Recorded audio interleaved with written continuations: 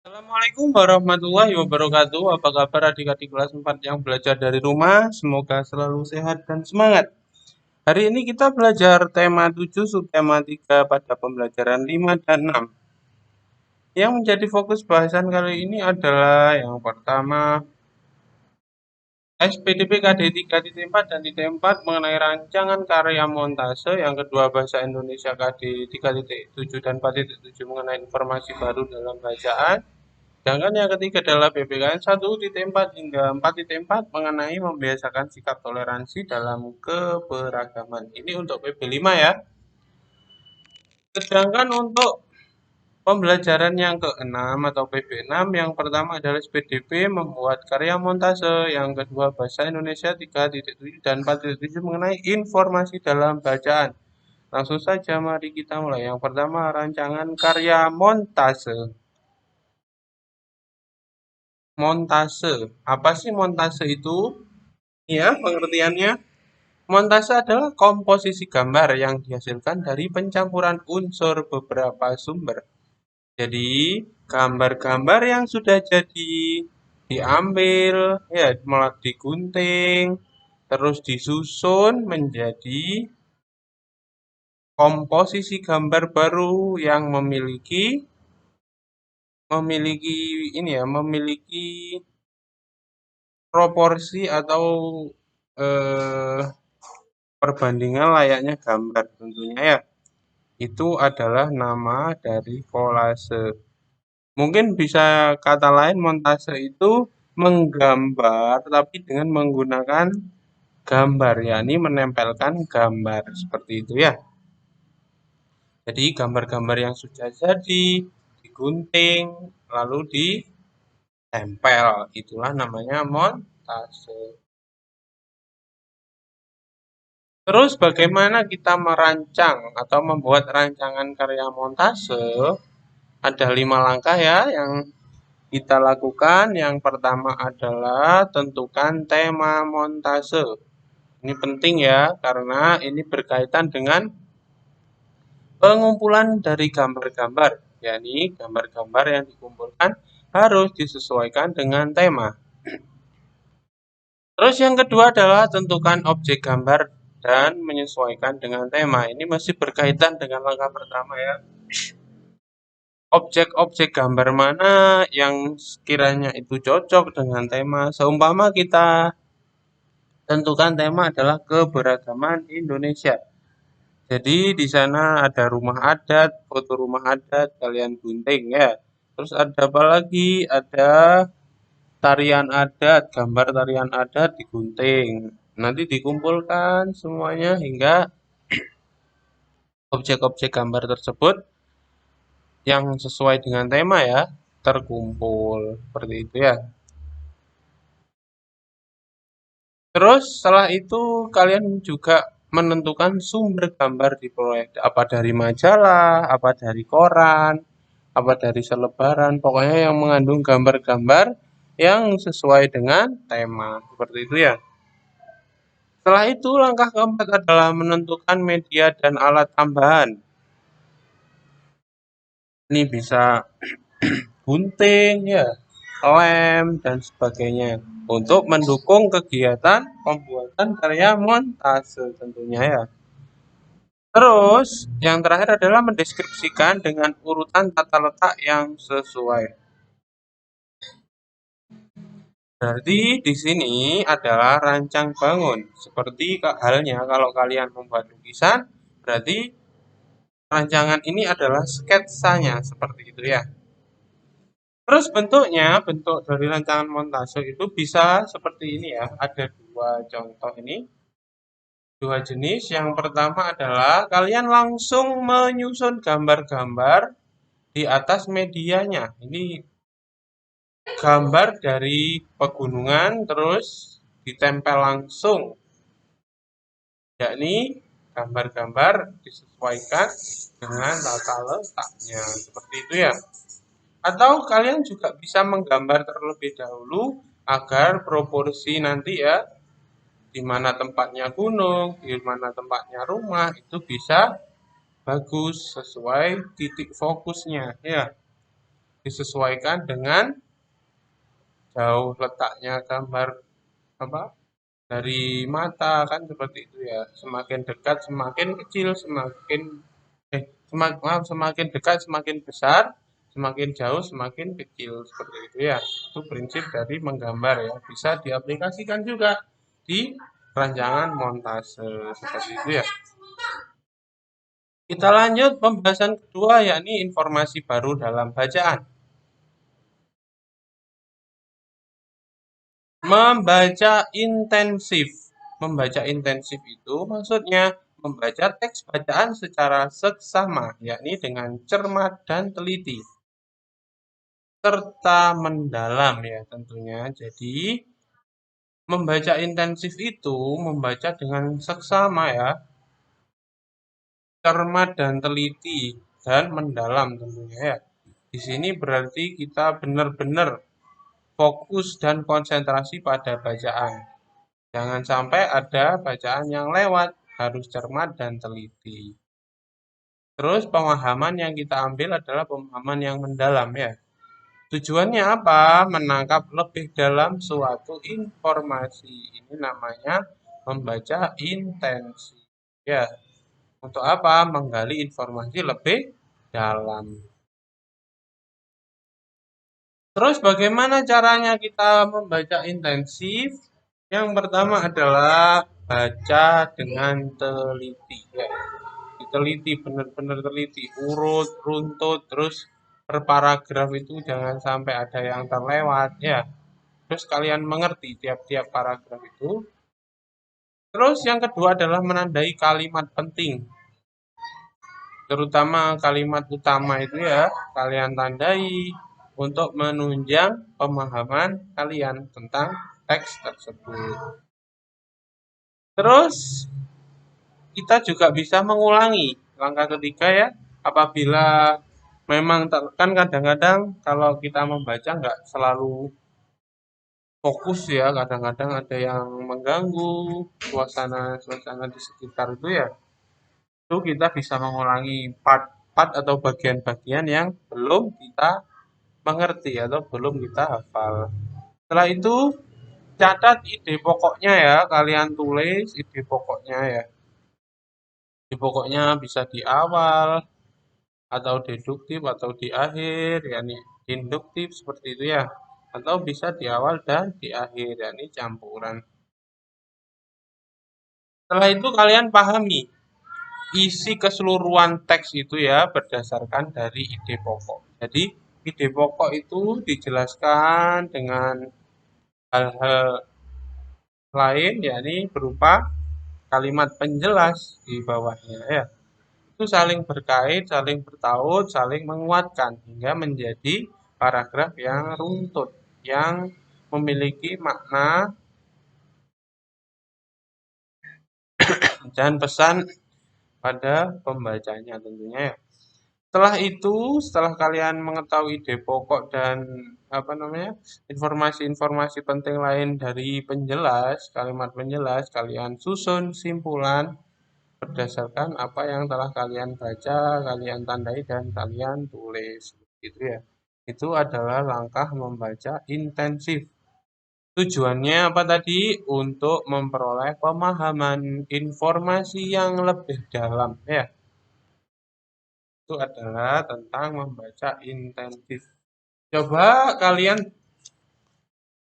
kerjakan yang mari beraktivitas 2 itu dengan cara membaca teks pentingnya toleransi di tengah keragaman. Ada 3 paragraf, kalian coba kerjakan ya. Bisa menggunakan peta pikiran ataupun langsung narasi yang lebih pendek. Nggak apa-apa ya. Baik, kita lanjut pada pembahasan selanjutnya, yakni PPKN tentang membiasakan sikap toleransi dalam keberagaman. Pada pembahasan sebelumnya kan sudah ya, kita ulang saja. Toleransi adalah sikap menghargai dan menghormati perbedaan antar sesama manusia. Ini ya, poinnya ada 3. Menghargai, menghormati, dan perbedaan. Jadi kalau ada perbedaan, terus di situ ada penghargaan dan penghormatan, itu namanya toleransi dan harus kita internalisasi, harus kita kita ambil sikap ini dan kita lakukan dalam kehidupan sehari-hari, kehidupan berbangsa dan bernegara. Gitu ya. Contoh sikap dan perilaku toleransi yang bisa kita aplikasikan dalam kehidupan sehari-hari seperti yang pertama adalah menghargai perbedaan antar anggota keluarga. Biasanya yang paling mudah contoh itu selera warna pakaian ya. Ayah ibunya itu biasanya suka warna yang mentereng, seumpama ya. Suka yang warna merah, kuning, itu ternyata kadang-kadang tidak cocok. Terus kalian langsung menghina, itu nggak boleh. Apaan itu? Bajunya nggak sesuai warna kulit, jadi kelihatan lebih gelap. Bukan gitu caranya ya. Kita hargai saja apa yang disukai. Ya, oh kalau memang benar-benar tidak cocok, kita harus mengingatkan dengan cara yang baik seperti itu ya. Terus yang kedua, membantu ibu merapikan rumah. Kenapa? Karena tugas ibu itu berat ya. Mulai dari kebersihan ditanggung ibu. Terus memasak, menyuci, ngepel itu ya. Kalian harus ini ya, toleransi lah. Beratnya tugas ibu itu harus dibantu dengan cara minimal merapikan rumah, merapikan kamar kalian ya. Itu yang mungkin bisa kalian lakukan. Hanya meringankan saja bebannya, seperti itu. Terus yang ketiga, bermain dengan teman tanpa membedakan suku dan agama. Ini biasanya ada orang-orang pendatang gitu ya, berbeda suku ataupun berbeda agama dengan kita. Kita harus tetap berteman ya, nggak usah takut, nggak usah mencibir juga, nggak usah menghina juga ya. Sama, semuanya sama di dalam tatanan kehidupan sosial, tatanan kehidupan berbangsa dan bernegara, semuanya sama. Nggak ada yang lebih baik, semuanya dijamin sama, ya. Terus yang keempat adalah belajar bersama adik atau kakak.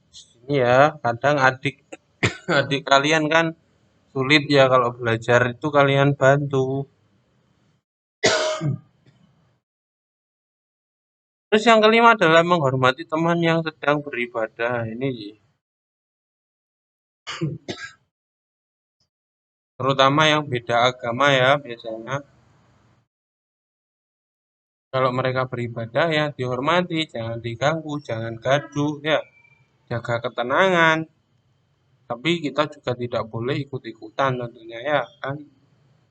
Berbeda itu tidak harus disama-samakan.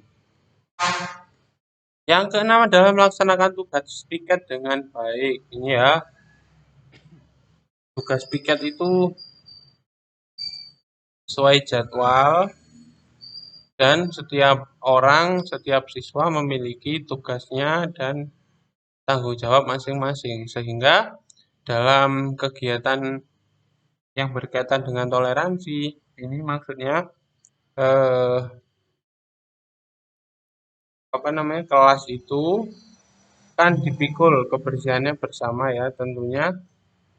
Namun kita juga harus senantiasa menjaga kebersihan itu sendiri ya, bukan tanggung jawab yang piket saja itu maksudnya ya. Terus yang ketujuh adalah bertutur kata dan bersikap santun antar sesama. Ini penting sekali ya. Salah komunikasi sekarang bisa berujung penuntutan di pengadilan itu kan bahaya ya. Jadi harus santun, bertutur kata sopan itu yang harus kita lakukan.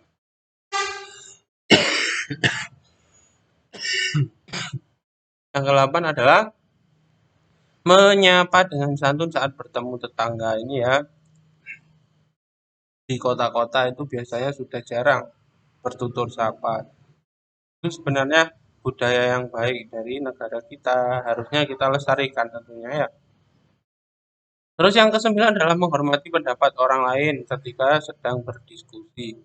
Dikasih kesempatan ngomong ya. Terus kalau ngomong didengarkan ya, jangan cuma kita mau ngomong aja nggak mau dengerin, itu kan jelek ya. Itu namanya egois. Kita harus bertoleransi. Kita harus mengakomodasi semua yang diutarakan dalam sebuah diskusi. Nanti dicari solusi bersama-sama. Yang ke-10 adalah mentaati peraturan yang ada baik rumah, sekolah maupun di lingkungan masyarakat. Sifat peraturan itu kenapa kok dibuat? Untuk membuat tatanan kehidupan menjadi teratur. Seperti itu ya. Kita lanjut pada pembelajaran 6 ya, pada pembahasan pertama yakni membuat karya montase. Ada 4 langkah ya kalau kita akan membuat karya seni tempel berupa montase ini. Yang pertama adalah kalian siapkan bahan terlebih dahulu. Bahan di sini meliputi tempat untuk menempel ya. Setelah itu ada gambar apa majalah yang memiliki gambar-gambar atau koran atau objek gambar lain, sumber gambar lain ya. Terus ada gunting dan ada lem kertas tentunya ya. Setelah kalian punya bahan-bahannya ini semua, kalian potong ya gambarnya itu tentunya sesuai tema tadi. Tema yang kalian tentukan seumpama ini apa namanya keberagaman di Indonesia. Yang kalian cari adalah kesenian yang ada di majalah ataupun koran tentunya ya. Kalian potong terus kalian susun ya. Kalian susun pada rancangan tadi. Setelah itu kalian rangkai dan kalian rekatkan dengan apa? Dengan lem kertas ya. Ini, atau ini. Terus setelah itu, setelah dirasa cukup ya, gambar, objek gambar dan backgroundnya nanti seperti ini hasilnya. Karya montase kalian sudah jadi seperti itu ya. Sebenarnya gampang ya untuk membuat montase. Hanya 4 langkah saja ya. Persiapan bahan, memotong, merangkai dan merekatkan, dan karya montase pun jadi.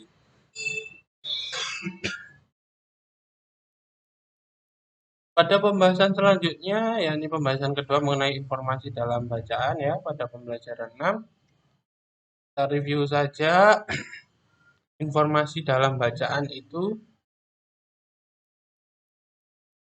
Sebenarnya teks bacaan itu kan mengandung dua ya, gagasan pokok dan kalimat penjelas atau gagasan penjelas ya. Gagasan pokok adalah inti dari pembahasan dan terletak pada atau menjadi kalimat utama ini ya. Bisa di awal atau di akhir ya. Terus diperjelas lagi dengan kalimat penjelas atau gagasan-gagasan penjelas yang lebih dari satu ya tentunya. Situ saling menguatkan. Jadi kalian nanti apabila membaca suatu teks, kalian tentukan dulu kalimat utamanya, terus kalimat penjelasnya itu akan membawa ke mana penjelasannya ya. Terus untuk penggalian informasi dapat menggunakan adiksi Mbak ya. Ini apa, di mana, kapan, siapa, mengapa, dan bagaimana. Untuk menelaah informasi ya, untuk menggalinya, kita gunakan adiksi Mbak. Apa peristiwanya yang terjadi, di mana terjadinya, terus kapan waktu terjadi, siapa saja yang terlibat, mengapa kok bisa terjadi ya, terus bagaimana caranya bisa terjadi. Ya, itu adalah Sebenarnya review saja ya pembahasan sebelumnya ini. Nanti kalian pause dulu ya video ini. Teks tentang tradisi dokteran. Nanti kalian pause. Setelah itu kalian baca, terus kalian tentukan informasi yang terdapat pada teks tersebut. Seperti itu ya. Di pause dulu untuk dibaca. Mungkin pembelajaran kita hari ini selesai di sini. Apabila ada pertanyaan, langsung saja ya melalui Google Classroom ataupun WhatsApp. Kurang lebihnya mohon maaf, semoga bermanfaat dan selalu semangat ya. Terakhir saya akhiri, wassalamualaikum warahmatullahi wabarakatuh.